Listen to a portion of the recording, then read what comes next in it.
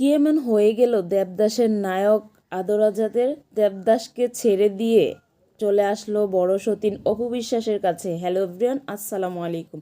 সকলে কেমন আছেন? আশা করি ভালো আছেন এবং সুস্থ আছেন। ঢাকাইয়া দেবদাস যার সাথে করেছিলেন আমাদের বুবলি ম্যাডাম এবং আদরাজাদ, সেই বুবলি ম্যাডাম দেবদাসকে ছেড়ে পালিয়ে চলে আসলো অপু বিশ্বাসের কাছে। ব্যাপারটা হাস্যকর না? হ্যাঁ, হয়তোবা কিছু একটা ঘটেছে, তা না হলে কেনই বা অপু বিশ্বাসকে বেছে নিলেন আদরাজাদ।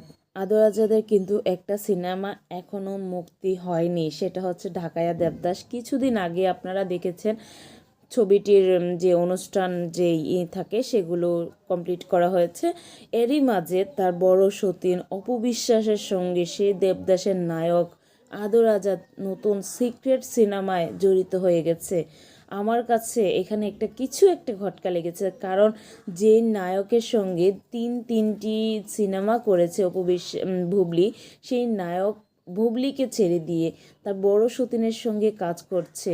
এটাই বলে বাংলাদেশের একমাত্র ঢালিউড কুইন অপু বিশ্বাস, যার খেতাবেই হচ্ছে ভাইরাল, যার নাম নিলেই হচ্ছে সমালোচনা।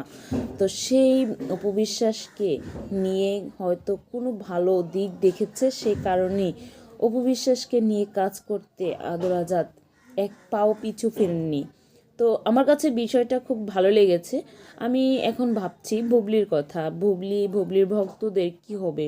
আমার মনে হচ্ছে না যে খুব ভালো ওয়েতে ঘুম হয়েছে, কেননা যেহেতু অপু বিশ্বাসের সঙ্গে তার দেবদাসের নায়ক, সেই জায়গায় কি ঘুম হতে পারে বলেন?